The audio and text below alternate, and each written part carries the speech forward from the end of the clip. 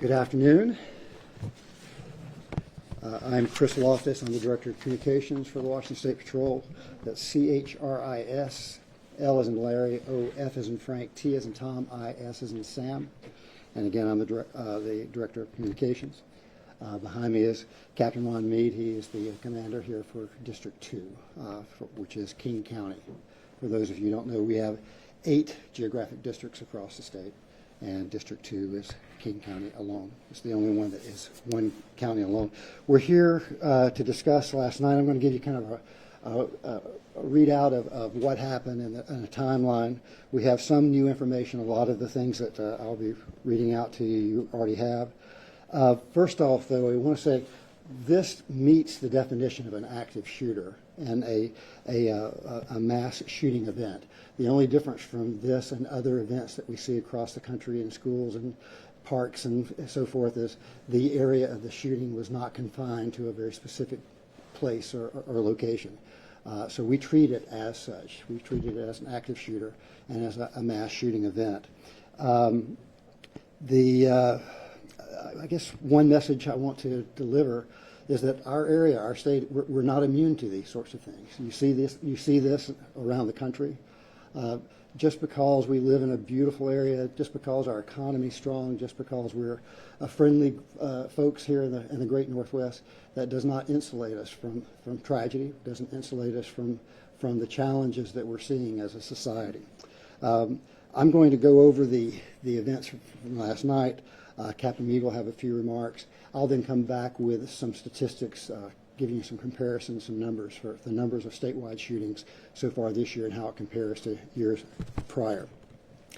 Last night, September 2nd, 2024, at 8:26 p.m., northbound I-5 and State Road 18, a white Volvo fired several rounds, striking the passenger of a car. The driver took 320th exit and contacted a fire station. The female passenger was transported to Harborview and is still in critical condition. At the same date, just a few minutes later at 8:42 p.m., I-5 near MLK, Martin Luther King, the victim reported being shot at but had no description of the suspect vehicle. Passenger sustained abrasions from broken glass. Then just 1 minute later, northbound I-5 south of I-90, a victim reported being shot at by an unknown vehicle and sustained a grazing wound to the leg and was transported to Harborview as a precaution. So that was the first spasm of violence that we saw, starting at 8:26 to 8:43. So just in those few, about that 15-minute time frame, we saw the first spasm of violence, and we had the one report that was specific to the white Volvo. A couple of hours later, at 10:57, southbound I-5 near State Road 18, we began another spasm of violence where there were 3 shootings reported. Victims reported being shot at by a white Volvo, again, similar to what we heard in the earlier time frame. The driver and the passenger sustained non-life-threatening wounds to the legs and have since been released from the hospital. I believe they went to Valley Medical. 1 minute after that, so at 10:58, we got the report of southbound I-5 near South 375th. Victim reported being shot at by a white Volvo, again, following the same description of the vehicles we had heard before. No injuries, but broken windows. I believe both windows on the front were broken out. The second spasm of violence continued at 11:01, so just 3 minutes later, southbound I-5 near 54th in Pierce County. The victim reported being shot at by a white Volvo. The victim was struck in the neck and transported to the hospital, and they are currently at St. Joseph's Hospital. Now, once it moved into Pierce County, that is our District 1, which includes Pierce and Thurston counties, but of course we're always in constant coordination with them. Something that's new that has not been reported, that's just happened here recently, another victim has come forward and called today after seeing news coverage, so we appreciate the way that you've gotten the word out across the state and the region. After seeing news coverage, the victim will be coming back to Bellevue. They were, in the area of South 320th around the time of the other shootings.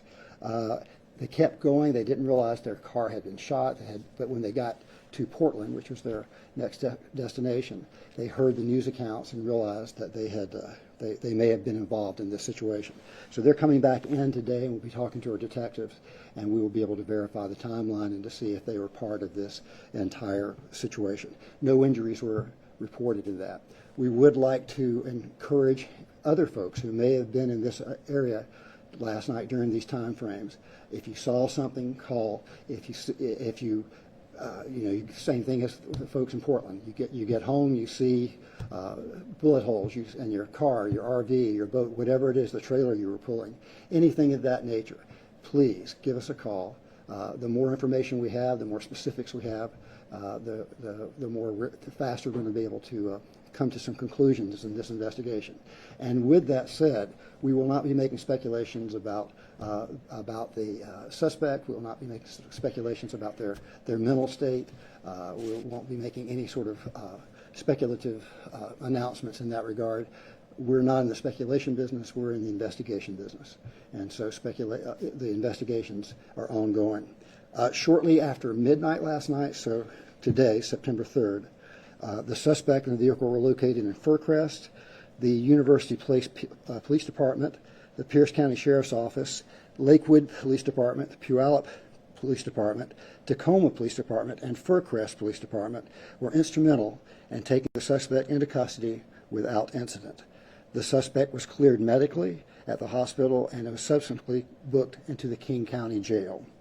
Speaking for Chief Batiste, I was just on the phone with him just a few moments ago, and he would like to thank our partners in service at the agencies that I just mentioned.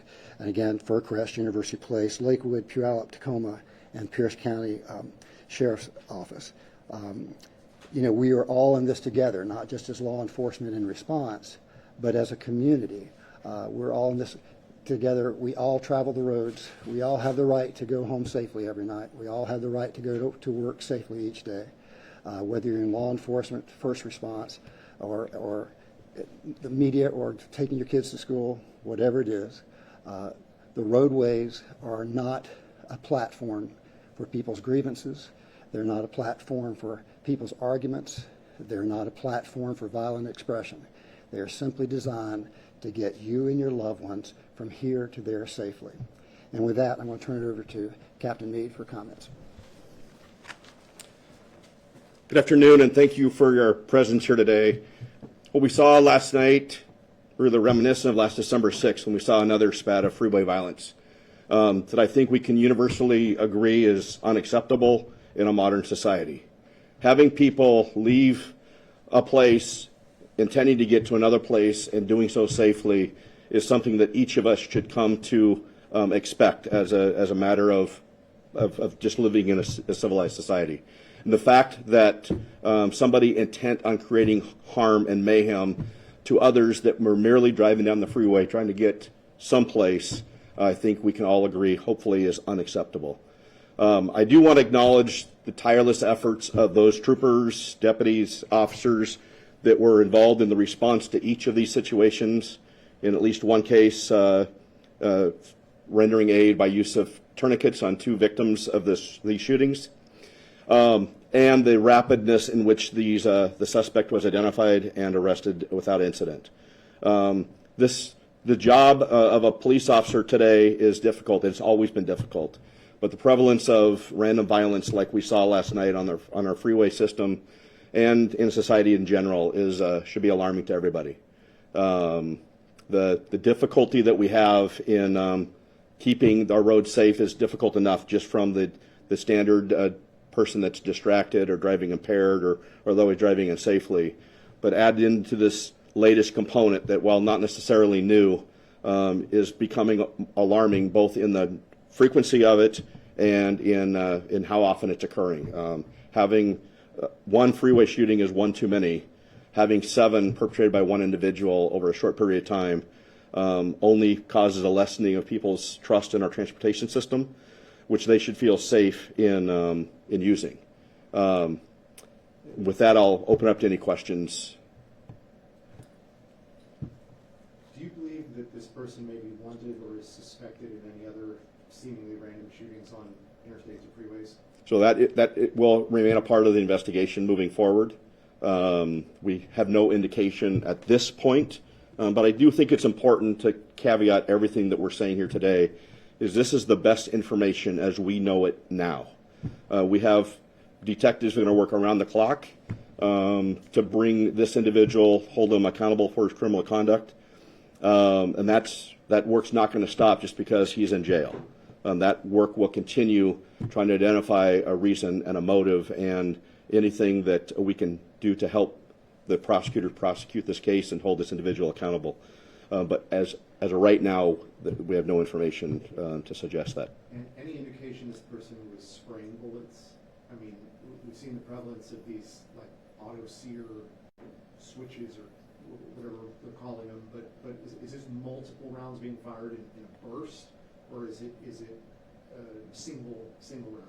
Yeah, I don't know the answer to that. That remains a part of the investigation, and will continue to be a part of that investigation. Is it the understanding right now that these victims in these cars were randomly targeted, or is there anything to suggest that there was some sort of connection between the suspects? There's absolutely no reason to suggest these were anything but innocent people driving down the road trying to get from point A to point B, and for whatever reason became the victims of this unwarranted, unprovoked attack. And really it is an attack. It's not just an attack on those individuals, it's really an attack on everybody, because any one of us could have been that unwitting victim simply trying to drive down the interstate, trying to get home from work, trying to get to work, trying to get home from the airport or to the airport, whatever reason they're on the freeway. This is an attack not only on those innocent victims, but really on all of us as a society, because it creates a fear in our transportation system that is unacceptable. People shouldn't fear driving on the freeway, on an interstate, and now that this is the second time in less than a year where we've seen a mass shooting, it should be alarming to everybody. Do you have any information at this point as to any sort of prior criminal record that the suspect may have? We're not. I think everybody has the suspect's name, and it's available. By virtue of the fact that I'm not going to acknowledge the name, I'm not going to give that credibility for the mayhem he created. You all have it, but the answer to the end, I don't know the answer to that. But I'm not going to give his name, nor are we going to give his name. Was the weapon recovered? That remains a part of the investigation. Has he said anything about a motive of why he did this? That it would be speculative, and as Mr. Loftis said, we're not going to get into the speculation business. We're going to give you everything we know for certain, but that would be a speculative at this stage, and it's going to serve no purpose. I believe you said 7 instances of shooting. We had 5 that we reported, and then you reported a 6th victim. Where is the 7th? The 7th is the one that came forward after. We've not yet had contact other by phone. He was the gentleman that was driving southbound, ended up in Portland, and So he was the 6th. 6 shootings, 4 victims? We only know of 6. Where is the 7th? so the 7th is the one that's come forward since. So what is the 6th? Remember I said there was a spasm of 3 and 3, and so we had the first 3 and then the second 3. Again, 826, 842, and 843 were the first 3. That was at northbound I-5 and State Road 18, 826. Northbound I-5 near MLK at 842. Northbound I-5 south of I-90 at 843. And then the second wave was at 1057 southbound I-5 State Road 18. 1058 southbound I-5 south 375th. And then at 1101 southbound I-5 near 54th. That's the one that was in Pierce County. So it was 3 and 3, and then we had the 7th call in from Portland. 7 victims. 7. And then are you aware of any other agency making prior contact with him yesterday, earlier in the day at all? We're early on in the in the investigation, so just don't have that information for you at this point. And then how quickly after that first shooting were dispatch or investigators able to kind of realize that we may be dealing with one individual here? And how does that change things? Well, it changed it dramatically. But the challenge is, so the first incident, we had a vehicle description as a white Volvo. That was it. It wasn't until the second volley of that 3 or 4 minute period that somebody got a description with an associated plate with the Volvo matched. that description. So So now you're attributing all 6 of these incidents to this? we're attributing only those that saw the white Volvo and identified the white Volvo. Anything else is speculative. And while I think it's important to caveat that while the timing certainly would suggest that all of these are related, we're only going to be able to connect what we can connect through physical evidence, later ballistics examination, and that sort. But right now, we just have 4 victims that can describe this white Volvo or a white passenger car. Beyond that is speculative, and that's why we will do the investigation to make sure that we can tie them to the additional shootings. So at this point, you're not ruling out the possibility that there could be additional people involved? Not only can I not rule it out, I mean, our hope is that anybody that believes they were a victim that comes forward.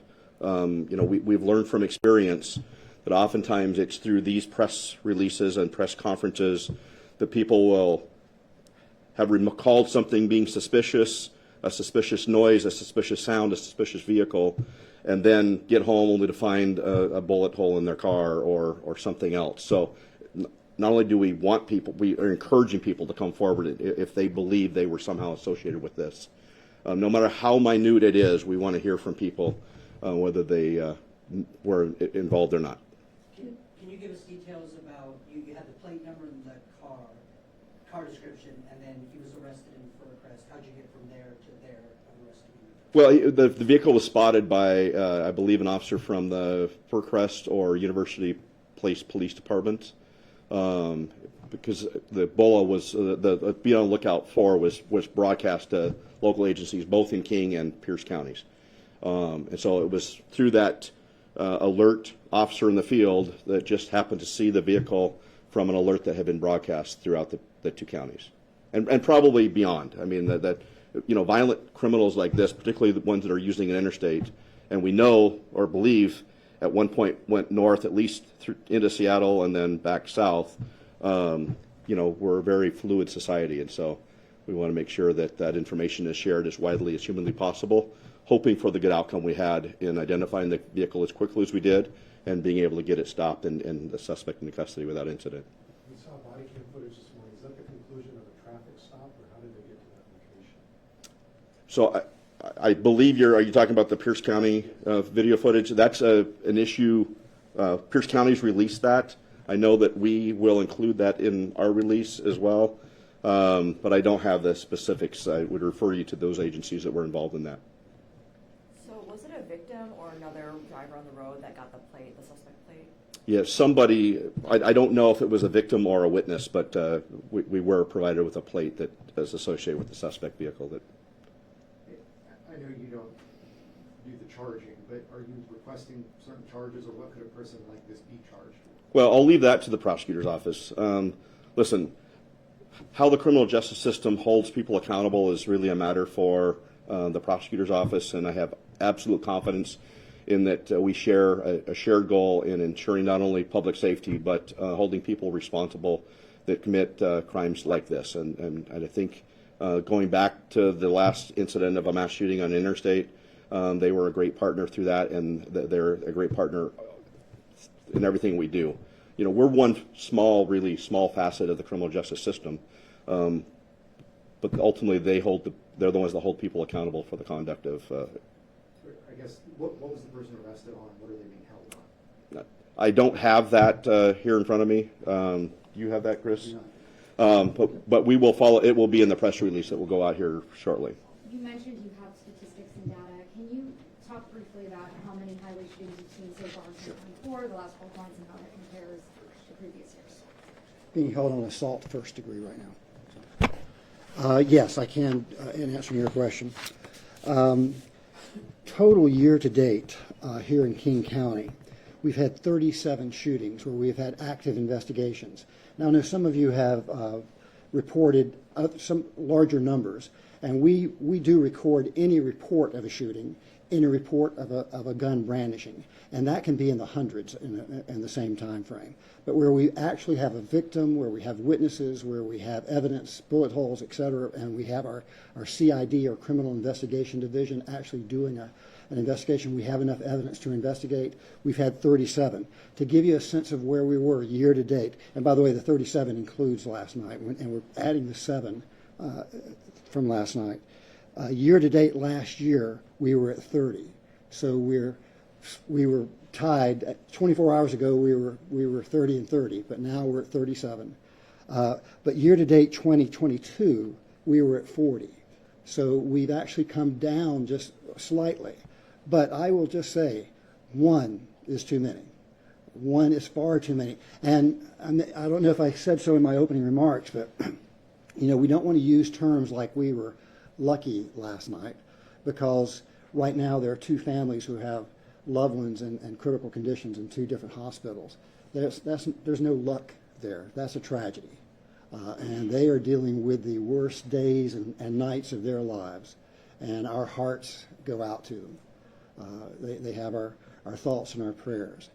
But given the violence that we saw last night, and again we feel like we had 2 spasms of violence, separate violence, given what we saw, we could have been seeing much higher, a higher level of tragedy than we actually are seeing now. So I don't want to be dismissive at all to the people who are impacted by this. This is as serious a situation as they could possibly be living through. But we could have had multiple fatalities. We could have had significant tragedy on our roads last night beyond the significance of what we did endure. So you never want to say we have good, and these kind of things. There's no good news. There's no good luck. But when you look comparatively, compared to what it could have been, we are relieved that it wasn't as tragic as it could have been. So, other questions? If I could add Yes, one more thing sure. to that.